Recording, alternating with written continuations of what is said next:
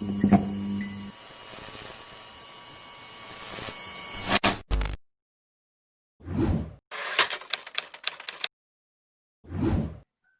Muhammadin wa ala alihi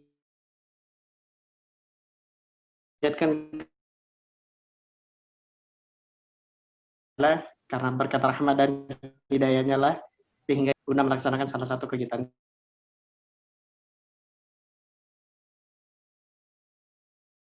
Kirimkan salam serta salawat kepada baginda Nabiullah Muhammad sallallahu alaihi wasallam, Nabi yang telah membawa kita dari zaman jahiliyah menuju zaman yang Islamiyah seperti sekarang ini. Baik, pada kesempatan kali ini izinkan saya Rehan Regisa untuk menjadi moderator pada kajian kita kali ini. Kajian kita kali ini berjudul The Next Level Muslim Generation. Sebelum itu kita ingatkan kepada peserta untuk menonaktifkan audionya agar materi yang disampaikan bisa lebih baik. Kemudian sebelum masuk ke dalam materi, kami akan memperkenalkan pemateri kita kali ini, yakni Al-Ustadz Irfan Syamsuddin, ST, Postgraduate Diploma Business Economic Commerce, Magister of Commerce in Internet Security Management, PhD. Beliau merupakan sarjana teknik elektro Universitas Hasanuddin. Beliau juga merupakan Postgraduate Diploma in Business Electronic Commerce, Curtin University Australia. Beliau juga merupakan Master of Commerce in Internet Security Management, Curtin University Australia.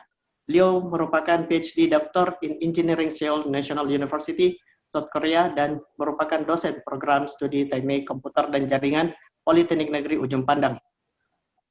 Baik, untuk mengefisienkan waktu, kita langsung saja mempersilahkan pemateri untuk memaparkan materinya. Kepada Ustadz, tafadhol. Baik, Afwan, biasanya ada yang baca Quran gitu, tilawah gitu. Kalau bisa kita awali dengan tilawah, ya.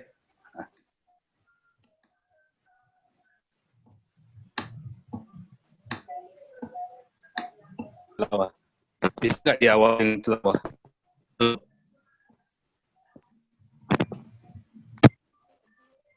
Dengan tilawah?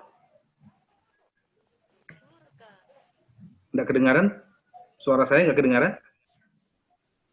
Iya, kedengaran, Ustaz. Nah, tolong kalau bisa diawali dengan tilawah. Ada satu orang lah baca berapa ayat dari Al-Quran sebelum kita mulai. Iya, Afwan, Ustaz, tunggu sebentar deh. Baik.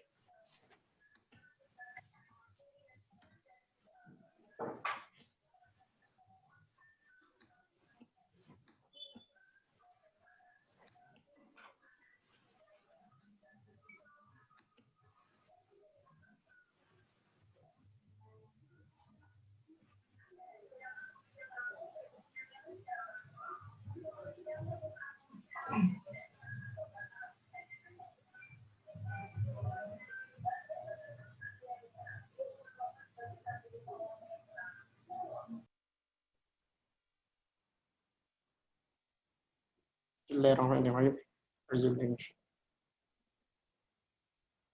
Lillahi ma fis samawati wa ma fil ardh. Wa in tubdu ma fi anfusikum aw tukhfuhu yuhasibkum bihillah. Fayaghfir liman yasha'u wa yu'azzibu man yasha'. Wallahu ala kulli syai'in qadir. آمن الرسول بما أنزل إليه من ربه والمؤمنون كل آمن بالله وملائكته وكتبه ورسله لا نفرق بين أحد من رسله وقالوا سمعنا وأطعنا غفرانك ربنا وإليك المصير لا يكلف الله نفسا إلا وسعها لها ما كسبت وعليها ما اكتسبت ربنا لا تؤاخذنا إن نسينا أو أخطأنا ربنا ولا تحمل علينا إصرا كما حملته على الذين من قبلنا ربنا ولا تحملنا ما لا طاقة لنا به واعف عنا واغفر لنا وارحمنا أنت مولانا فانصرنا على القوم الكافرين.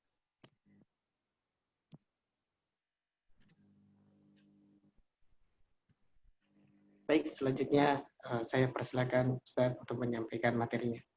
Oke. Alhamdulillah.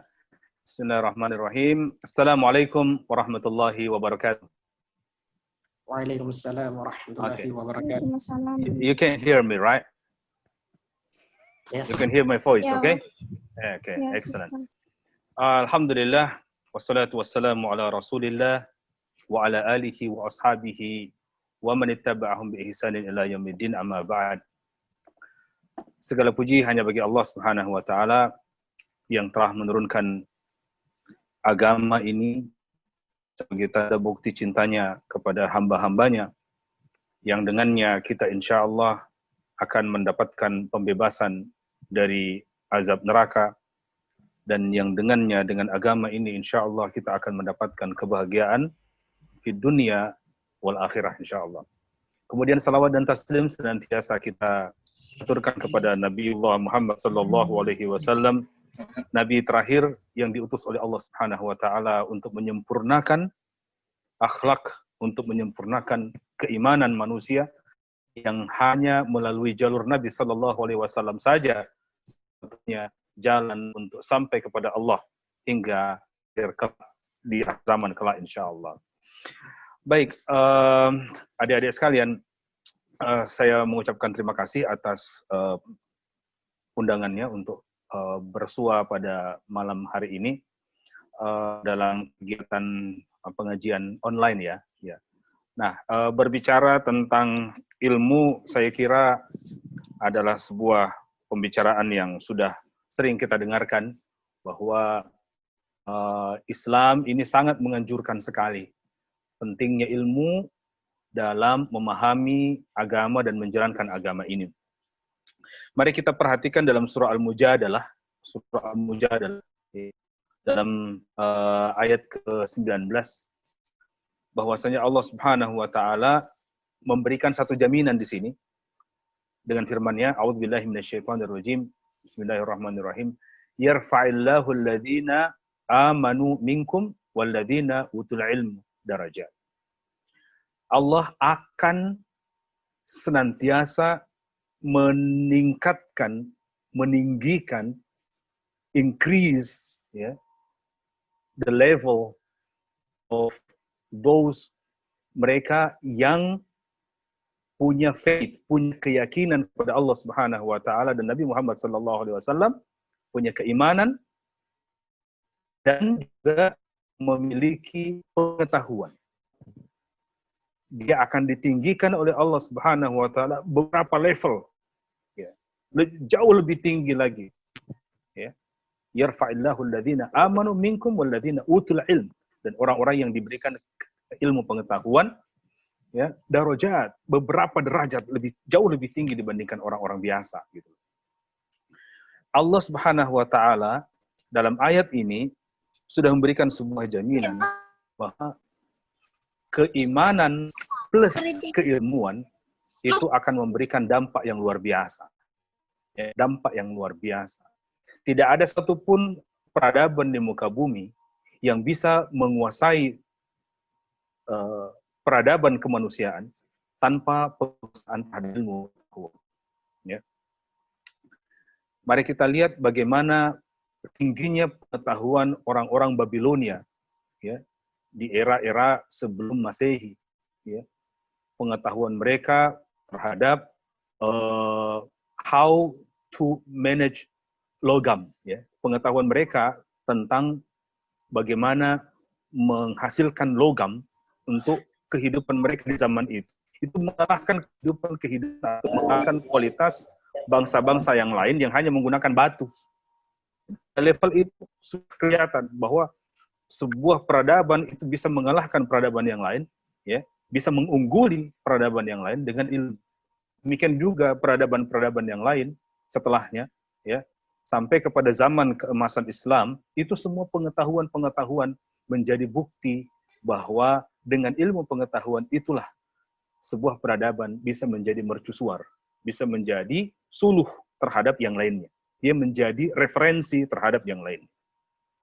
Oleh karena itu, maka Allah Subhanahu wa Ta'ala dalam ayat yang pertama bahkan itu memerintahkan kita untuk Iqra, memerintahkan Nabi Shallallahu Alaihi Wasallam untuk Iqra, ya, bacalah. Ini tidak hanya sekadar membaca biasa, tapi kemampuan untuk melihat alam sekitar kita, ya, untuk kemudian kita melihat fenomena-fenomena ini, ya, di mana ada problem, di situ kita memberikan solusi. Nah, inilah yang seharusnya generasi kita sekarang harus melihat, harus mengubah cara berpikir kita, atau harus mengubah cara pandang kita, kemampuan kita untuk melihat sesuatu, ya, dengan cara kita sebagai solver, dengan menjadi problem creator, bukan untuk menghasilkan masalah, tapi kita mencoba untuk melihat di mana ada masalah untuk kemudian kita memberikan solusi di sana. Nah, inilah tujuan agama ini diturunkan, ya, sebagai khalifah, sebagai Abdullah, ya. Jadi dua fungsinya, sebagai hamba Allah Subhanahu wa Ta'ala dan untuk mengelola, ya, memanage alam semesta ini. Dan kita tidak akan pernah bisa mengelola alam semesta ini dengan baik tanpa dengan ilmu pengetahuan. Oleh karena itu, adik-adik sekalian, ketika kita berbicara tentang next level for Muslim generation, tidak ada satu pun alasan untuk kita tidak menggunakan ilmu pengetahuan ini sebagai kekuatan utamanya.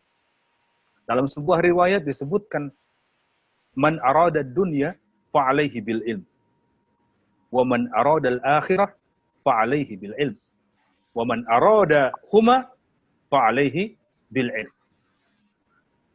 Barang siapa yang menghendaki kejayaan dunia, maka dia harus mendapatkannya. Untuk mendapatkannya harus dengan syarat ilmu. Itu. Dan barang siapa yang menghendaki kejayaan akhirat, maka dia harus dengan ilmu. Ya. Dan barang siapa menginginkan kesuksesan di keduanya, itu pun dengan ilmu.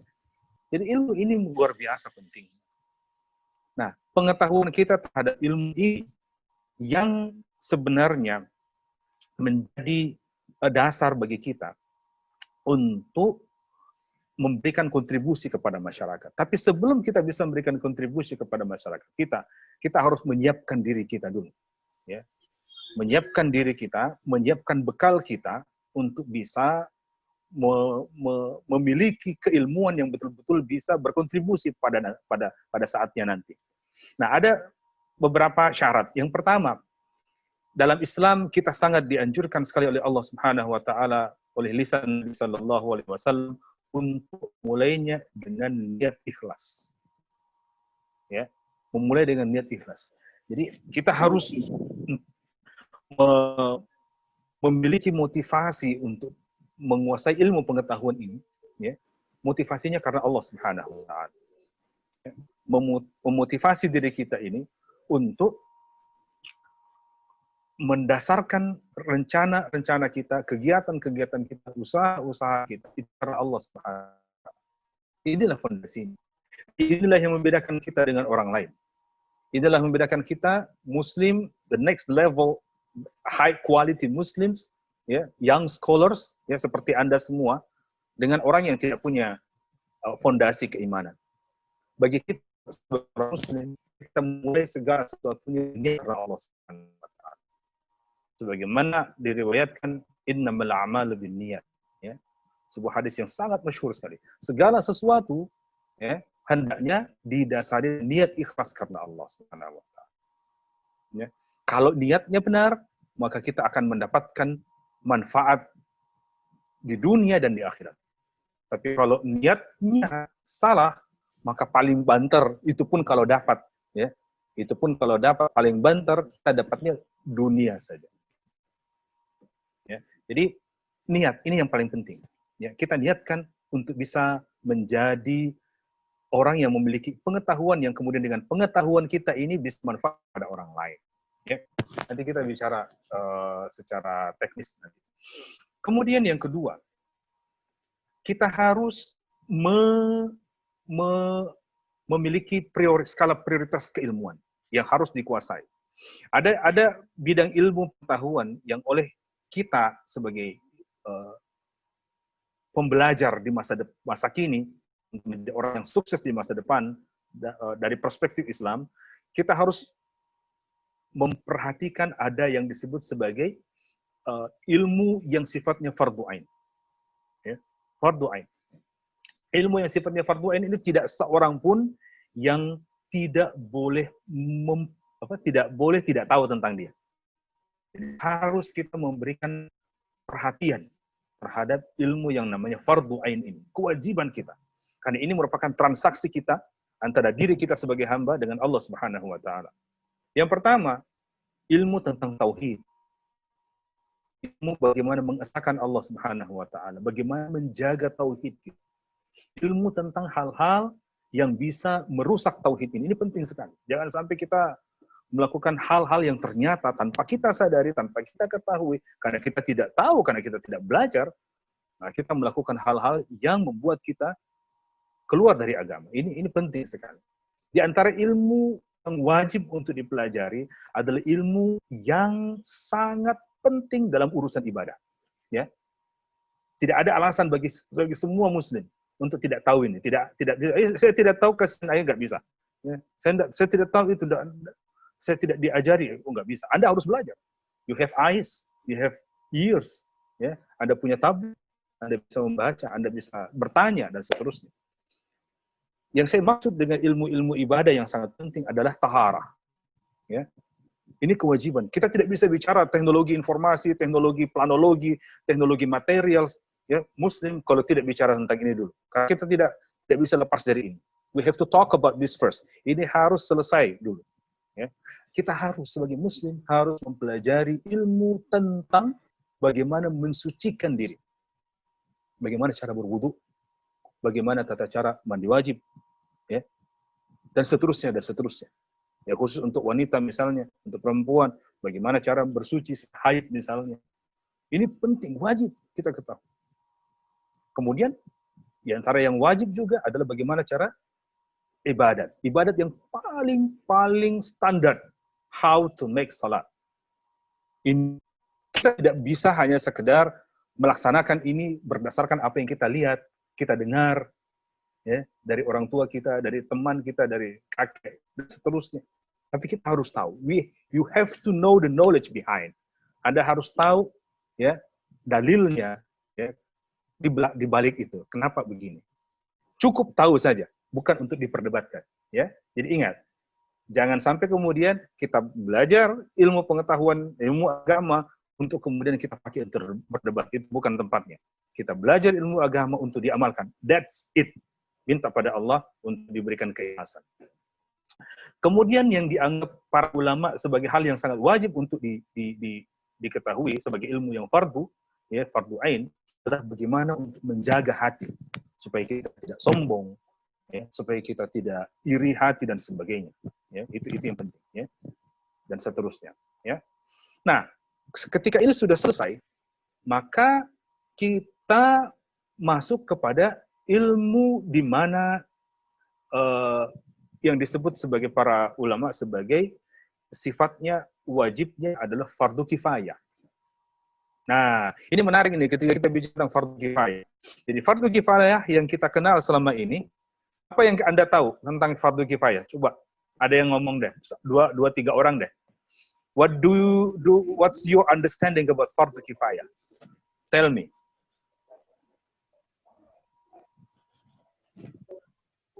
Come on, speak up. Ayo. Ada Ustaz. Ya, silakan. Perkenalkan Ustaz, nama saya Aziza. Setahu saya itu fardu kifayah itu apabila ada Muslim lain yang sudah melakukannya, maka kewajibannya itu sudah gugur terhadap Muslim yang lainnya. Oke. Oke, satu. Yang lain deh, ayo, teman.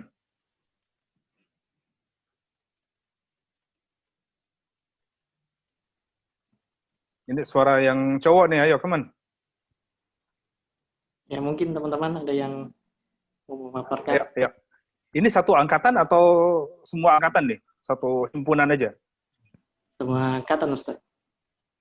Angkatan ya? Oke, good. Angkatan kita berapa orang? Kronologi. Kalau 2018 ada 75 orang, Ustaz. Oh, oke, good. Perbandingan perempuan laki-laki? Persentase Lebih aja? banyak perempuan. Ah, iya, iya. Ayo deh, yang cowok nih, ngomong dong. Selain moderator, ayo. Ya, oke. What's your name? Come on. Nama saya Amrul. Ya. Amrul. Iya. Oke. Jadi sebenarnya pengetahuan saya mengenai fardu kifayah itu dia sebagai suatu pelaksanaan yang ketika sebagian orang telah melaksanakannya, maka gugurlah kewajiban orang lain. Jadi seperti itu. Oke, baik. Oke. Jadi idenya adalah fardu kifayah ini adalah fardu yang diwajibkan oleh Allah Subhanahu wa taala tidak kepada semua orang. Ya, tidak kepada semua orang, tapi kepada sekelompok orang yang mana kalau sudah ada sekelompok orang yang melakukannya, maka gugurlah kewajiban bagi orang lain.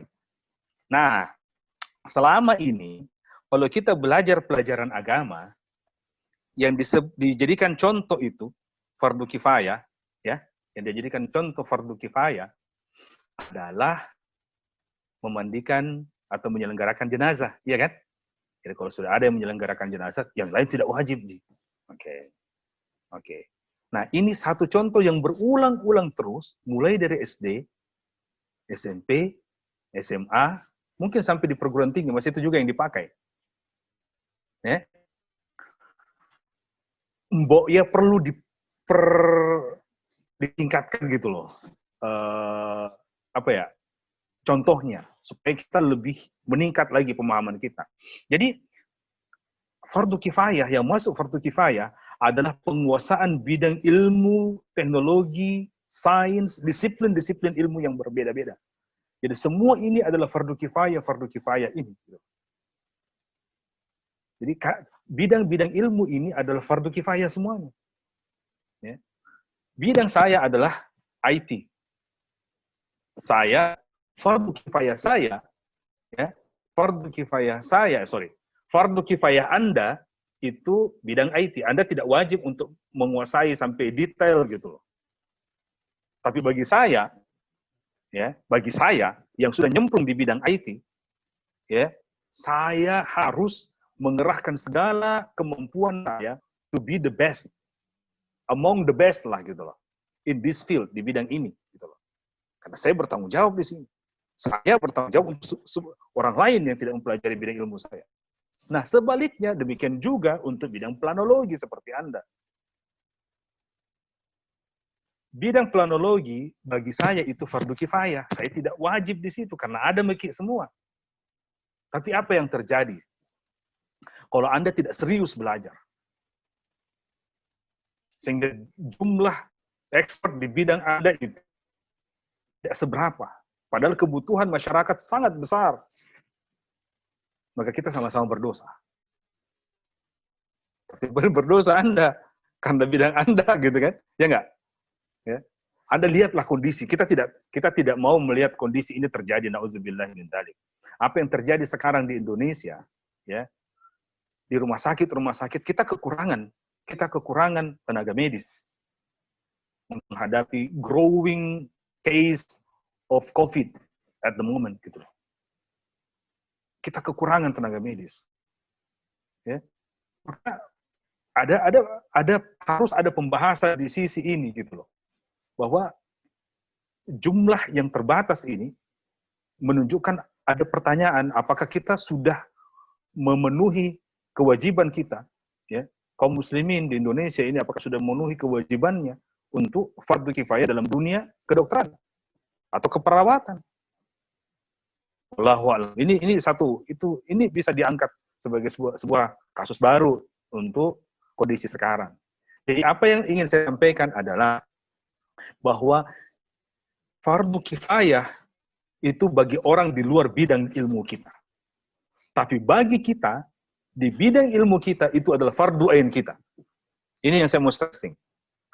Sehingga ketika kita meyakini bahwa kita berada di bidang disiplin ilmu yang sedang kita pelajari ini ada fardu ain saya, yang mana fardu ain saya ini adalah fardu kifayahnya orang lain di luar bidang saya, maka kita hendaknya belajar seserius mungkin, menggali ilmu sedalam mungkin, ya, untuk bisa menjadi expert di bidang kita. Nah, ini yang saya ingin stressing untuk next level of young scholars yang kita jadikan topik pada hari ini. Jadi adik-adik sekalian, bahwa ilmu pengetahuan ini adalah sebuah kajian yang sangat ini yang kewajiban. Bukan sekedar kita datang di selesai dapat bagus all, enggak. Kita coba untuk lebih jauh daripada itu. Kita coba untuk mempelajari bidang kita seserius mungkin dan mencari celah di mana kita bisa memberikan kontribusi yang lebih besar lagi kepada masyarakat melalui bidang kita. Nah, salah satu cara untuk melakukan itu adalah meningkatkan kapasitas kita. Salah satu cara untuk meningkatkan kapasitas kita adalah dengan banyak membaca. Banyak membaca. Nah, kemampuan membaca kita, literasi kita, terus terang, belum cukup memuaskan. Ya. Karena keterbatasan kita dalam penguasaan bahasa. Sayang sekali, setelah runtuhnya kekuasaan kaum muslimin, ya, banyak ilmu-ilmu yang kemudian sampai saat ini harus kita akui itu lebih banyak dikaji, lebih dalam dikaji non-muslim. Jadi kita harus belajar kepada mereka. Padahal sebelumnya mereka belajar kepada kita, ya. Dan itu tidak ditapik. Kenyataan itu tetap diakui sampai hari ini. Betapa high qualification yang dimiliki oleh para ilmuwan kita di zaman lalu, ya, itu luar biasa. Ya. Ibnu Rushd, Ibnu Sina, Al-Kindi, Al-Jabar, dan seterusnya menjadi multi profesor gitu, multi talenta profesor. Mereka bukan hanya profesor di bidang ilmu pengetahuan, tapi mereka adalah hafiz, menghafal Quran sejak kecil. Ya, mereka menghafal hadis, ya, mereka mengerti hukum-hukum agama ahli syariah, yang kemudian menguasai bidang kimia, yang kemudian menguasai bidang matematika, ngerti geografi dan seterusnya, menjadi pakar di berbagai bidang ilmu. Tapi mereka punya fondasi agama yang luar biasa. Gitu. Sampai kemudian berubah kondisi, kemudian pengetahuan ini lebih banyak dikaji oleh orang-orang Eropa. Ya. Padahal sebelum orang-orang Eropa itu kenal sabun, ya kaum muslimin lebih dahulu memperkenalkan sabun cuci. Gitu. Ya. Di saat orang Eropa mandinya itu mungkin bisa dikatakan mungkin 2 hari sekali, bahkan musim dingin mungkin mandi dalam 2 minggu. Gitu. Iya. Kita ngerasa dingin sampai misalnya minus 15, minus 20, memang kita tidak tertarik untuk mandi. Ya. Dan tidak sama dengan kita di daerah tropis seperti ini, habis mandi pun masih berkeringat gitu. Jadi memang butuh sekali sabun. Ya. Oke, baik. Jadi itu yang ingin saya sampaikan bahwa penguasaan ilmu pengetahuan pada hari ini adalah merupakan kewajiban kita. Yang lain di bidang kita. Nah, caranya membaca dan membaca. Kalau harus kita akui bahwa sekarang referensi semua dalam bahasa Inggris, so we have to learn English. Anda harus mengerti bahasa Inggris. Kalau nggak bisa, belajarlah pelan-pelan. Ya. Gunakan Google Translate, tapi Google Translate juga nggak bisa langsung kita terima mentah-mentah. You have to edit some part, gitu kan. Tapi anyway, sudah ada proses itu, sudah bisa cukup membantu sampai 40, around 40 to 60% lah untuk proses translation. Yang dibutuhkan adalah kemampuan kita untuk membaca. Ya. Nah ini perlu gitu ya. Dengan kemampuan kita untuk membaca, maka kita akan punya wawasan yang lebih luas. Ya. Kita nggak seperti apa istilahnya, kata dalam tempurung. Ya. Lebih parah lagi kalau dia kata dalam tempurung, ya, kata dalam tempurung di dalam sebuah tempat yang tertutup di malam gelap gulita. Nah itu lebih parah lagi. Nah, baik ya. Jadi tips yang pertama tadi adalah penguasaan bahasa asing. Kemudian yang kedua, semangat untuk bersaing. Ya. Competition, motivation in your heart. Anda harus punya motivasi untuk berkompetisi, gitu. Karena hari ini adalah hari di mana kita berkompetisi. Kalau Anda diam, maka Anda akan dilibas oleh yang lain. Ya. Dan umat Islam tidak boleh di. We have to learn, we have to ourselves. Ya. We have to collaborate. Ya. Ya. Jadi Anda harus bergerak terus, menambah pengetahuan, mencoba ilmu pengetahuan, ya, testing and evaluating, and you gain new knowledge gitu. Jadi barang siapa yang sudah mempelajari sebuah ilmu, kemudian mencoba melakukan eksperimen, ya, dari eksperimen yang dilakukan itu dia akan mendapatkan ilmu baru. Ya. Allah kasih dia ilmu baru. Ya. Nah, kemudian yang ketiga, ya, setelah kita punya semangat untuk berkompetisi, yang ketiga, kita mencari bidang spesialisasi kita. Apakah kita nantinya mau menjadi profesional, ya, ada terjun dalam dunia profesional, bisnis, implementasinya di masyarakat, bisnis dan sebagainya, atau Anda mau menjadi akademisi, Anda mau menjadi dosen, pengajar, peneliti dan sebagainya. Ini bidang yang sangat terbuka sekali, gitu. Jadi dibutuhkan sekali orang-orang atau generasi baru yang kemudian bisa menghasilkan temuan-temuan baru di bidang Anda. Tapi itu tidak bisa kita dengan serta-merta hanya membalik telapak tangan langsung jadi, nggak ada ceritanya seperti itu. Itu dibutuhkan proses. Dan ini tadi proses yang saya sebutkan tadi, kita bertahap ya, untuk menyiapkan diri kita dengan niat yang ikhlas, terus banyak membaca, menganalisa, menerima hal-hal yang baru, dan jangan pernah merasa santai begitu bahwa Anda ada masalah, santai mungkin. Ya. Hidup ini, dunia ini sangat berkompetisi sekali, kompetitif sekali gitu loh. Dan Anda harus memiliki sekian tools untuk berkompetisi dengan orang yang lain. Ya. Saya masih ingat pertama kali saya masuk kuliah S2 di Aussie dulu, disebut week zero. Ya, week zero itu pekan 0 ya. Itu setelah itu pengenalan kampus ya, pengenalan kampus. Ya, dulu waktu kami di teknik itu pengenalan kampus itu wah luar biasa. Yang namanya ospek itu lebih hebat daripada militer. Ya, jadi kacau sekali zaman itu ya. Itu zaman jahiliyah. Tapi anyway, yang menarik di Aussie di week O, mahasiswa itu sudah tahu apa yang dia akan pelajari dan sudah ngerti referensinya apa, sehingga di week zero itu mereka disibukkan dengan masuk ke perpustakaan. Dan mereka keluar dari perpustakaan penuh dengan buku-buku. Itu week zero, dia sudah tahu. Nah, kalau di kita, berapa banyak di antara kita yang masuk ke perpustakaan? Ya. Ya, betul, memang sekarang kita bisa mengakses banyak hal di internet, tapi buku itu tidak akan pernah bisa tergantikan dengan gadget. Oke.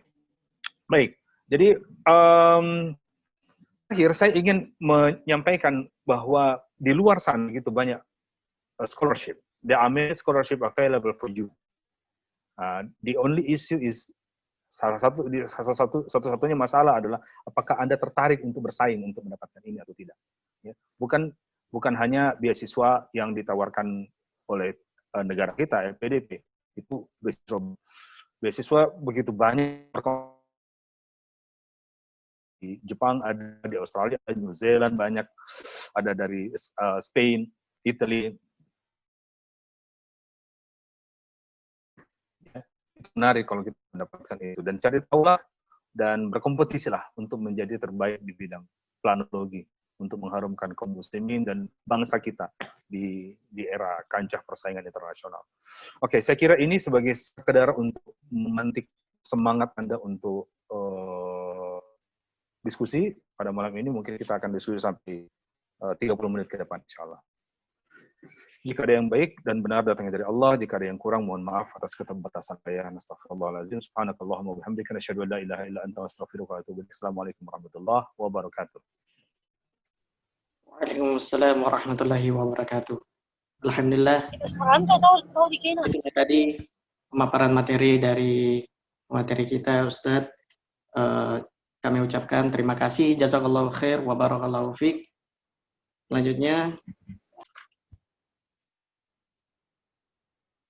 Selanjutnya, kita akan memasuki sesi tanya-jawab. Jadi, saya persilakan kepada peserta untuk memberikan pertanyaan. Jadi, kita akan membagi dua sesi. Sesi yang pertama ialah dengan 3 pertanyaan, dan sesi yang kedua dengan 3 pertanyaan juga. Jadi, untuk sesi pertama ini saya buka. Saya persilakan kepada peserta yang ingin bertanya, baik itu melalui via room chat atau silakan untuk menyalakan mic-nya. Terima kasih.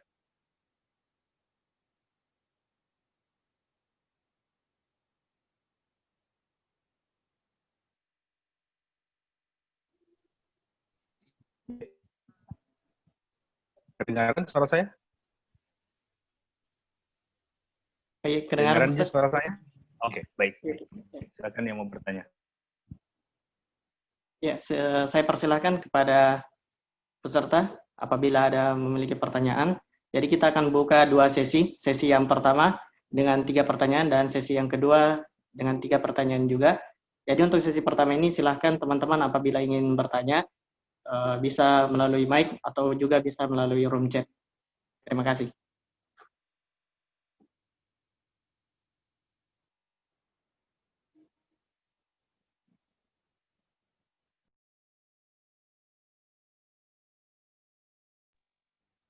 Ya, silakan teman-teman apabila ada yang ingin ditanyakan.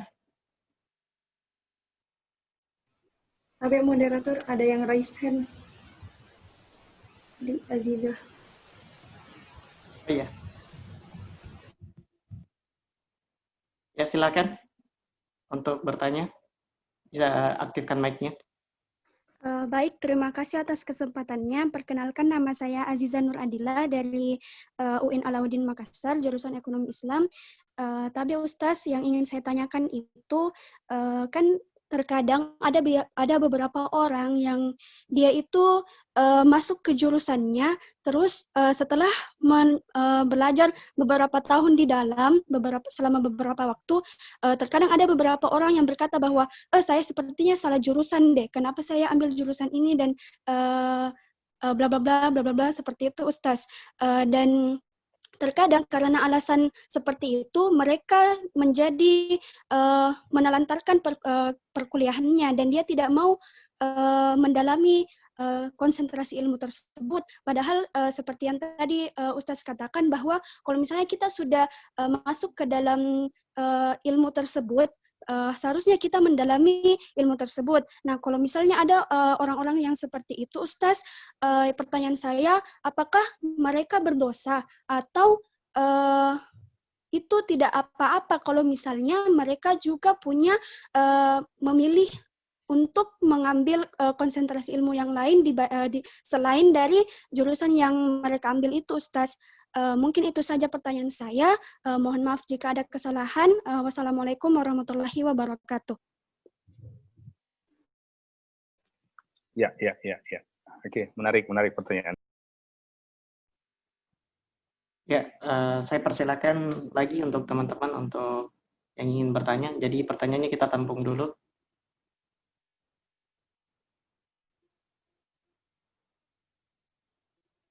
Ya, silakan teman-teman apabila ada yang ingin ditanggapi, ada yang ingin bertanya, silakan bisa melalui via room chat atau langsung mengaktifkan mic-nya.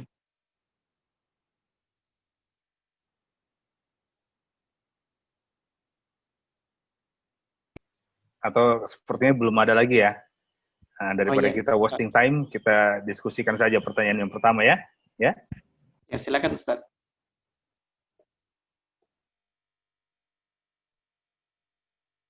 Oke, baik. Nah, ini realita ini sebenarnya. Ya, dari dulu ini kejadiannya kayak gini. Ada mahasiswa masuk ke satu jurusan, kemudian setelah sekian semester berlalu baru berkata, kayaknya saya salah tempat ini, tidak cocok saya di sini ini gitu ya. Nah, memang persoalan ini tidak bisa hilang selama sistem pendidikan kita tidak mengakomodir minat dan bakat sejak SMA ya dengan baik gitu ya. Jadi kita tidak bisa menyalahkan ya, kita tidak bisa menyalahkan seseorang yang kemudian masuk ke satu jurusan setelah beberapa waktu kemudian dia sadar bahwa sepertinya saya salah jurusan. Nah, yang jadi masalah adalah apakah dia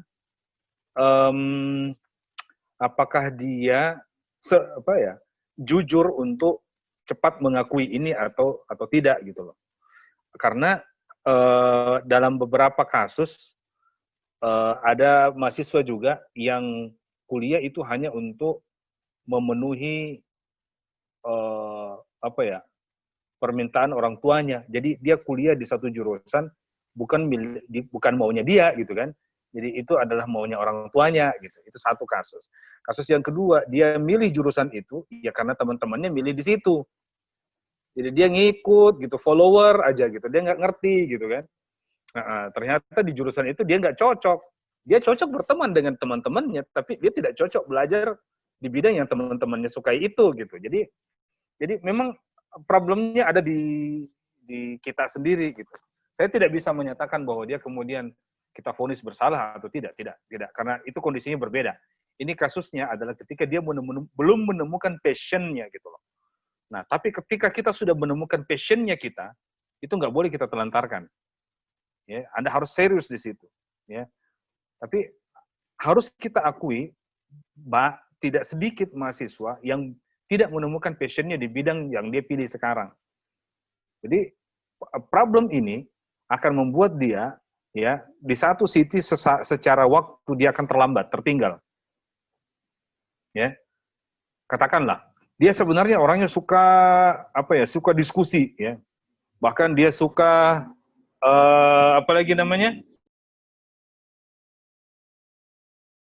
dia suka pidato misalnya ya. Tapi dia masuk ke bidang sains, di mana sains itu kerjanya menghitung saja, ya, menghadap kertas aja, ya, ngerjain rumus dari depan sampai berapa halaman ke belakang saja, tanpa ngomong, ya. Ini kemudian dia tidak mendapatkan passion-nya di situ. Ya, persoalannya adalah berapa waktu yang harus dia buang tanda kutip, ya, untuk mengakui bahwa itu bukan passion-nya. Ini problemnya gitu. Jadi kalau ada kasus yang seperti itu, dia harus cepat-cepat ya, mengambil keputusan. Ya. Apakah dia akan meneruskan atau tidak, atau dia switch ke bidang yang betul-betul dia ngerti gitu. Tapi please, sebelum dia pindah atau maksudnya sebelum dia meninggalkan jurusan yang sekarang ini, pastikan bahwa tempat yang akan dia pilih itu atau bidang yang dia pilih itu benar-benar passion-nya. Jangan sampai dia sudah pindah berapa jurusan, itu bukan passion saya. Pindah lagi semester berikut, bukan passion saya. Kasihan juga gitu. Ya. Jadi ini kalau sudah ada kasus yang seperti ini bukan persoalan passion lagi. Ada masalah dengan kepribadiannya gitu. Dia nggak bisa mengambil keputusan. Ya. Tapi ingat, ada satu nasihatnya Imam Syafi'i bagus sekali ya. Ya, untuk kita semua ini, adik-adik sekalian ya, adik-adik sekalian ini. Beliau pernah berkata, barang siapa yang tidak sanggup untuk menghadapi kesulitan di saat dia belajar di masa muda, ya, barang siapa yang tidak sanggup menghadapi kepenatan, kesulitan, kelelahan belajar di waktu muda, ya, maka dia tidak akan lebih sanggup lagi menghadapi kesusahan di masa dia tua. Kalau di masa muda dia tidak sanggup untuk berlelah-lelah ngerjain tugas, ya. Sedikit-sedikit, banyaknya di tugas. Sedikit-sedikit, terlalu banyak apa ya, ngeluhnya gitu ya. Maka dia tidak akan sanggup untuk bersaing. Ya. Dia tidak akan sanggup untuk bersaing pada kondisi realita di luar kampus nanti. Jadi masa-masa kampus yang kita diberikan tugas ini dan itu dan sebagainya, itu adalah cara untuk menempa diri kita, ya, untuk bisa menjadikan diri kita ini sebagai seorang pemenang nantinya gitu loh. You're right. Okay. Pemenang nantinya dalam persaingan yang luar biasa gitu loh. Era pasar bebas ini luar biasa, ya. Ketika orang-orang takut kepada pasar bebas, ya, banyak kan kita dengar, bahaya ini pasar bebas ini, ya, free market, ya. Kita di Indonesia ini akan kedatangan dokter asing, ini asing, insinyur asing. Jangankan insinyur asing, ya. Sekarang yang terjadi adalah tukang batu asing, ya, dan seterusnya tukang gali-gali asing. Ya, nauzubillah min dzalik. Itu lain ceritanya ya. Anyway, tidak boleh kita seharusnya dengan kita harus melihat sebagai next level with high qualification engineers nanti Anda, ya. Anda harus melihat free market ini sebagai potensi Anda untuk bisa bekerja di luar gitu loh.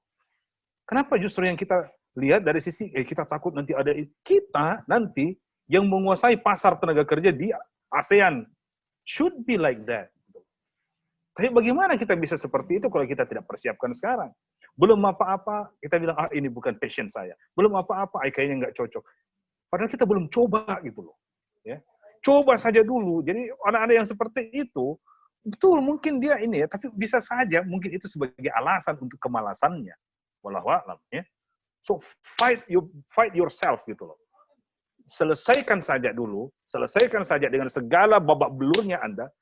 Nanti setelah itu Anda akan mendapatkan rasanya setelah itu. Ya. Insya Allah Anda akan mendapatkan dampak positifnya setelah ini. Ya. Jadi fighting lah. Jadilah Anda sebagai seorang petarung gitu. Ya. Oke. Masya Allah, terima kasih atas jawabannya Ustadz.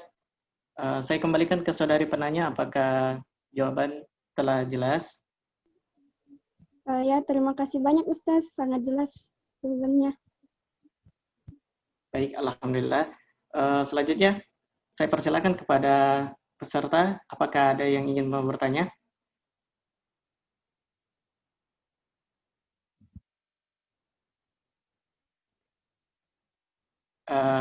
Bila tidak ada, saya ingin bertanya, Ustadz. Ustadz tadi menyinggung soal ilmu fardu ain dan juga ilmu fardu kifayah, di mana ilmu akhirat kita prioritaskan terlebih dahulu, kemudian ilmu dunia kita. Namun kenyataannya kenapa terjadi dikotomi antara ilmu dunia dan juga ilmu akhirat, di mana orang-orang yang cenderung menyukai ilmu dunia itu jarang mempercayai agama. Sebagian orang maksudnya. Kenapa bisa demikian, Ustadz? Dan bagaimana caranya kita membentengi diri kita agar senantiasa selalu berada di jalan Allah Subhanahu wa taala? Terima kasih, Ustadz. Oke. Jadi supaya itu bisa terjadi karena memang awalnya salah gitu loh. Kita berangkat dari cara yang langkah yang berbeda. Sebagai seorang muslim, kita memulainya dengan niat tadi, dengan niat ikhlas karena Allah. Jadi orang-orang yang belajar hanya demi dunia saja, itu dia tidak punya target-target akhirat dengan ilmu yang dipelajarinya, tidak ada. Dia cuma kerja untuk bisa dapat pekerjaan yang bagus, dapat pekerjaan bagus, dapat duit yang banyak, itu bisa punya properti, punya bangun rumah, punya mobil, mentereng, and you show your property to your friends. Ini saya baru beli ini dan seterusnya. That's all. Tapi yakin dan percaya, orang yang tidak ada fondasi agamanya yang kuat, itu sirna itu yang begitu-begitu. Dia hanya menunjukkan kebahagiaan semu saja, ya, seakan-akan, ya. Jadi di PHP gitu bahagianya, ya. Nggak ada itu bahagia kalau hanya kalau tanpa ada landasan agama nggak dapat. Sehebat apapun dia, ya, sebagus apapun yang dia posting di Facebooknya misalnya, ya, itu nothing gitu loh. Bagi kita, ya, kita bentengi diri kita dengan niat ikhlas itu tadi. Karena niat awal yang ikhlas itu belum tentu bisa selamat. Kenapa? Karena di tengah jalan kita masih banyak digoda ini, itu, kepentingan ini, kepentingan itu. Jadi niat ini, ikhlas ini bukan hanya di awalnya saja, tapi di perjalanan ini kita harus jaga itu niat. Karena akan banyak kita tergoda nanti, apalagi kalau Anda sudah pegang proyek. Ya, kalau Anda sudah pegang proyek itu niat hilang gitu. Ya, ini kenyataan di lapangan gitu. Ya. Jadi jangankan orang yang tidak berniat sejak awal, orang yang sudah berniat saya sejak awal, itu kalau sudah lihat ini, lihat duit yang ini sejumlah ini, oh sudah biru matanya gitu kan. Ya. Itu problemnya. Jadi memang untuk itu maka dibutuhkan komunitas, ya. Anda membutuhkan komunitas, teman-teman, sahabat yang baik yang saling mengingatkan. Karena Nabi SAW mengingatkan, perhatikan teman dekatmu. Perhatikan teman dekatmu, ya. Kalau teman dekatmu itu orang soleh, insya Allah kau akan ikut menjadi soleh. Gitu. Ya. Wallahu a'lam bishawab. Mungkin itu yang saya bisa jawabkan. Masya Allah, terima kasih Ustadz atas penjelasan yang telah diberikan. Selanjutnya saya persilakan kepada peserta yang raise hand untuk bertanya. Saya persilakan kepada saudari Afdelia untuk bertanya. Sebelumnya mohon izin Ustaz, Assalamualaikum warahmatullahi wabarakatuh. Perkenalkan, nama saya Afdelia Zahra.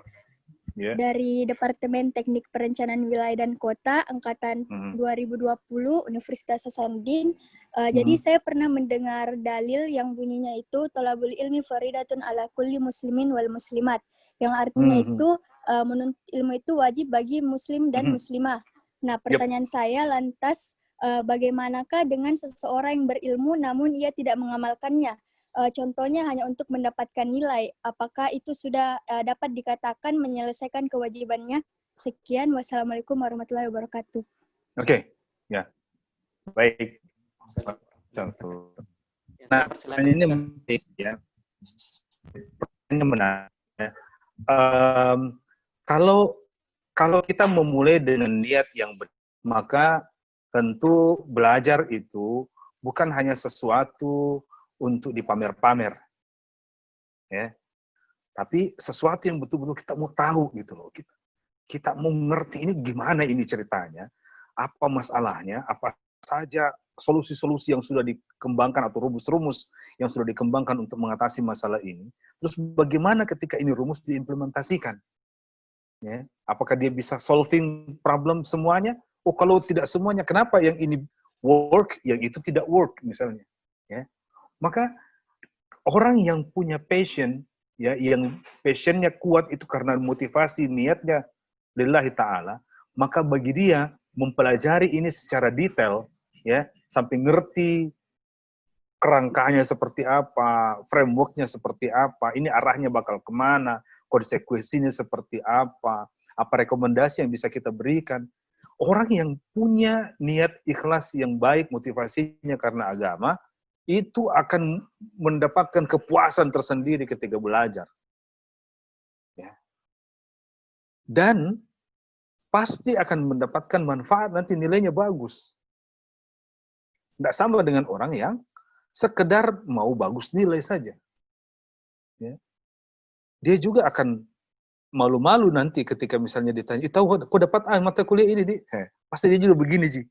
Iya, Ji itu kebetulan, Ji. Atau ada rumusnya khusus misalnya. Ya. Jadi dia tidak happy pada akhirnya, tidak ada kepuasan batin kalau begitu gitu. Ya. Jadi jadilah pembelajar gitulah. Jadilah pembelajar yang memang mau tahu ilmu ini seperti apa. Bukan sekedar mencari nilai. Kalau nilai itu gampang, Ji. Selagian sekarang nilai untuk bagi sekedar perbandingan ya. Di era kami dulu kuliah itu mahasiswa itu kalau selesai 8 tahun, 10 tahun itu umum. Dengar nggak biasa? Mahasiswa selesai 10 tahun gitu. Ya. Itu biasa itu. Ya. Ya. Jadi di era sekarang memang segala sesuatu jauh lebih mudah tanda kutip. Nilai itu lebih ini ya. Nilai itu lebih manusiawi nilainya dibandingkan yang dulu. Ya. Ya, jadi dulu kita sulit sekali mendapatkan nilai B itu luar biasa gitu ya untuk bisa dapat nilai B gitu ya. Itu pontang-panting kita kerja keras gitu. Sekarang itu alhamdulillah jauh lebih mudah lah. Kenapa? Karena kita ngelihat juga kalau mahasiswa kita dengan nilai rendah ternyata kemampuannya bagus tapi kita kasih nilai rendah ternyata kalah dengan mahasiswa lain yang sebenarnya kemampuannya tidak begitu bagus juga tapi nilainya di atas gitu ya, susah bersaing nantinya, kasihan juga gitu. Because we believe that Anda yang sudah masuk di kampus ya, masuk di jurusan ini pasti adalah orang-orang yang terbaik, terpilih. Persoalannya kadang dalam masa belajar kita mengalami gangguan, kita mengalami distorsi dan sebagainya. Nah, ini yang perlu diluruskan ya. Perlu diluruskan. Dikasih vitamin lah gitu ya. Nggak boleh dia digerogoti virus apa gitu kan. Gitu ya, kasih vitamin gitu, saya semangat lagi. Gitu.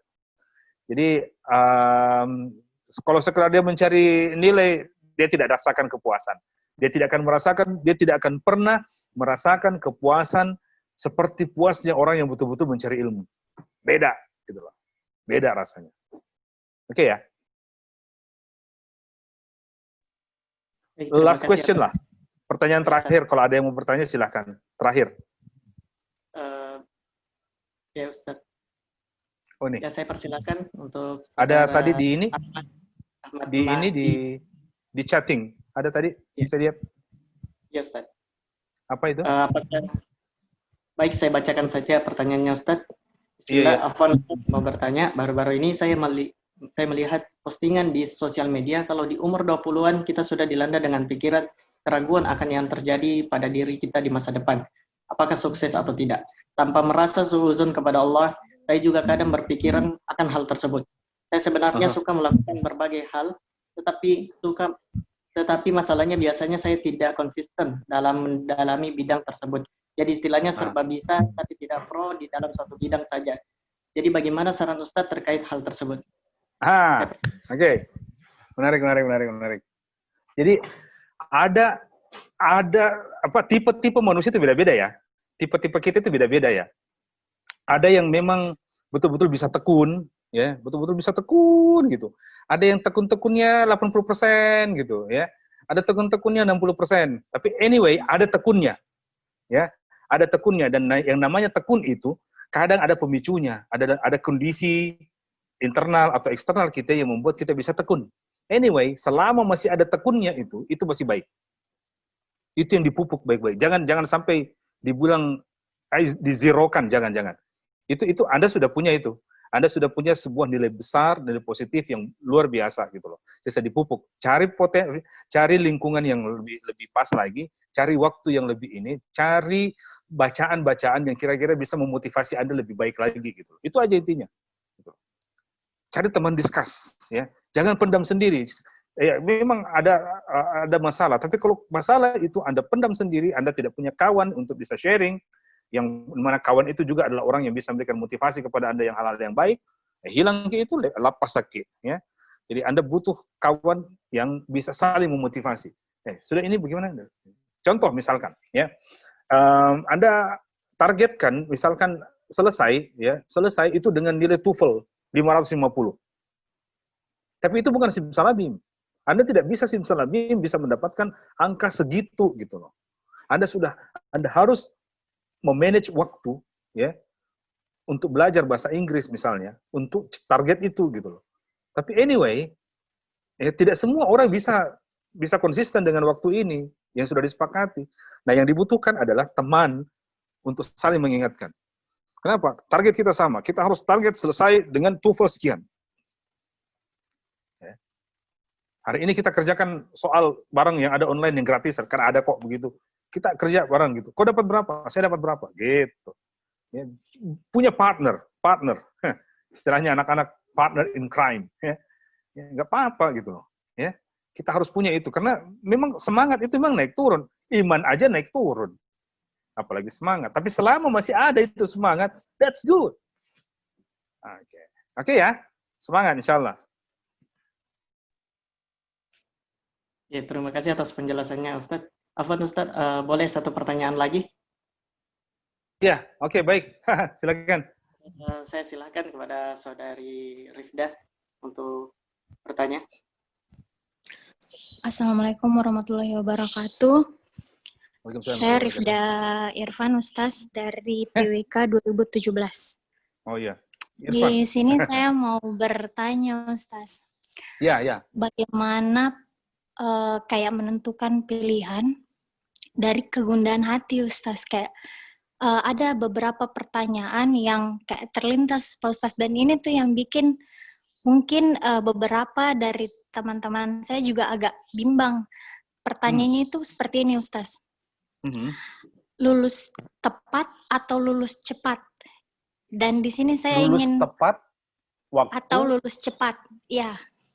Lulus tepat, lulus pada waktu yang tepat atau lulus pada waktu yang cepat. Tepat nah, di atau sini cepat? saya ingin bertanya, iya Ustaz. Saya ingin bertanya tentang pendapat tak ini bagaimana Ustaz? Nah, ini agak sedikit mungkin dari saya sendiri juga gundah, Ustaz, kayak atau saya kasih lama saja kuliahku atau bagaimana ini karena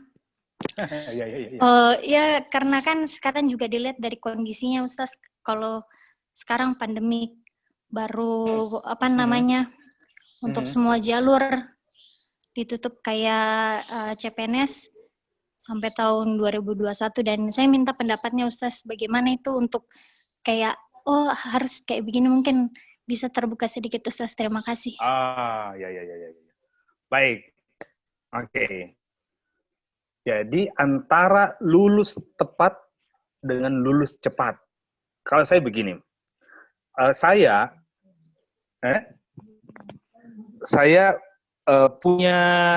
sudah pasang target. Dulu ini jangan diketawain ya. Dulu itu kita target kalau bisa dapat 3,00 itu luar biasa banget. Luar biasa banget gitu kan. Di zaman dulu gitu kan. Nah, waktu itu saya targetnya 3,00 dah gitu. Selama belum saya dapat itu, saya akan mengulang mata kuliah sampai bisa dapat angka itu. Itu target saya. Ya, itu target saya. Target Anda beda-beda, ya. Kenapa? Kenapa angka 3,0 ini penting? Karena 3,0 ini adalah nilai yang sangat strategis untuk Anda pakai mendaftar apa saja. Standar minimal. Jadi selama itu terpenuhi, no problem. Ya, oke? Nah, kemudian yang kedua, Anda perhatikan kondisi keluarga. Bagaimana orang tua bagaimana menghandle pembiayaan perkuliahan, ya.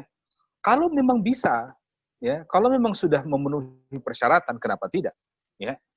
Ya, kalau memang sudah memenuhi persyaratan, kenapa tidak? Karena bisa mengurangi beban orang tua dalam membiayai kuliah Anda pada semester berikutnya, yang notabene sebenarnya tidak perlu dibiayai karena Anda sudah bisa selesai semester ini, misalnya. Paham ya? Ya, oke. Kemudian yang kedua, kita tidak tahu rezeki dari Allah Subhanahu wa Ta'ala. Ya, kita tidak tahu rezeki dari Allah Subhanahu wa Ta'ala. Rezeki itu bisa saja datang di waktu yang tidak pernah kita duga. Mungkin Anda berkata bahwa hari ini semua jalur CPNS itu tertutup dan sebagainya. Alam takun ardullahi wasi'ah. Apakah Anda mengira bumi Allah ini sempit? Enggak. Bumi Allah begitu luas. Ya. Ada mahasiswa ya yang saya kenal ya, alumni ya dari Unhas, tahun kemarin dia selesai, ya, tahun kemarin dia selesai, dia coba apply beasiswa LPDP, ya, dia alhamdulillah lolos. Kuliahnya sekarang ya online juga. Dia kuliahnya di Jawa, dia lolos di universitas, salah satu universitas top di Jawa, tapi sampai hari ini dia kuliahnya di sini, di kamarnya, di Makassar. Dan dia sudah dapat penghasilan. Ya. Dia sudah dapat penghasilan, beasiswa per bulan sekian. Dan kalau Anda yang secara hitung-hitungan matematis, ya, hitung-hitungan manusiawi, Anda sebenarnya sudah bisa lulus sekarang, tapi dengan alasan bahwa karena CPNS, emang kalau tahun 2022 Anda apply CPNS pasti lulus? Kan enggak juga kan? Who guarantee for that? Nobody. Jadi, selesaikan problem itu sekarang sebisa mungkin. Lebih cepat, lebih baik. If you ask me about that, itu jawaban saya. Selesaikan lebih cepat, lebih baik. Perhatikan kapasitas Anda, kalau target-target IPK sudah terselesaikan dengan sudah tercukupi, sudah tercapai dengan baik, perhatikan kondisi keluarga, ya, bagaimana orang tua akan membiayai Anda. Ingat, ketika Anda sudah selesai, Anda di wisuda, meskipun wisudanya online, ya, wisudanya virtual kayak gitu, it's okay, no problem. Anda dapat ijazah. Ijazah ini sudah Anda bisa pakai untuk apply anything. Ya. Kalau Anda tidak mau apply misalnya beasiswa dan sebagainya, atau Anda bisa pakai untuk belajar yang lain. Anda bisa pakai untuk buat, let's say Anda dengan teman-teman buka virtual consultant misalnya. Ya, konsultan misalnya, kecil-kecilan, memulai dari A, dari B, cari job online di internet. Banyak kok yang minta, banyak kok yang bisa Anda dapatkan dari job online straight gitu kan. Ya. Banyak yang minta, saya butuh menyelesaikan masalah ini, ya. Saya akan berikan fee sekian gitu per jam misalnya. Anda bisa bersaing di situ. Anda tunjukkan apa yang sudah Anda bikin. Ya. Saya kira jauh lebih baik kalau kita bisa menyelesaikannya sekarang, karena ketika Anda menyelesaikannya sekarang, Anda bisa wisuda jauh lebih awal. Insya Allah banyak problem yang sudah Anda selesaikan, tapi ingat, problem berikutnya masih ada lagi. Gitu.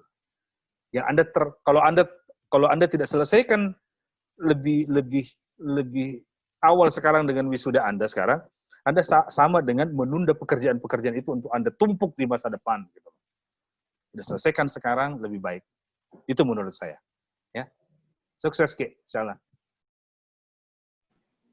Terima kasih Pak Ustaz. Jawabannya Pak Ustaz.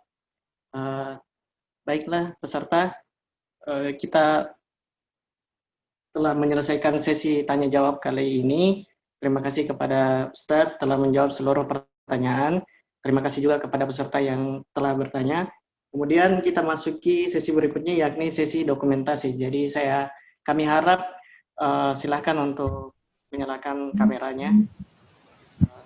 Dan saya berikan ke host. Ayo semuanya nyalakan kameranya. Siap-siap untuk senyum yang cantik dan ganteng.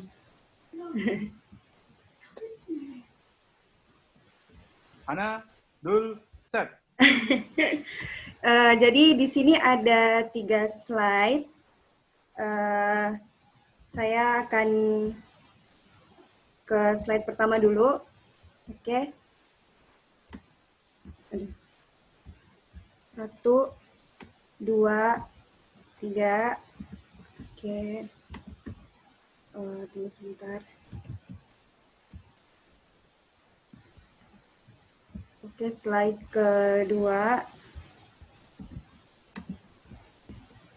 1, 2, 3.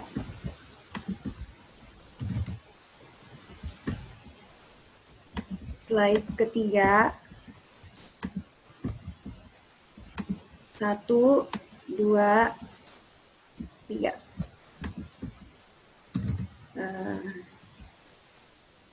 Oke, selesai. Saya kembalikan ke moderator. Ya, terima kasih. Alhamdulillah, kita berada di sesi akhir dari kajian kita kali ini.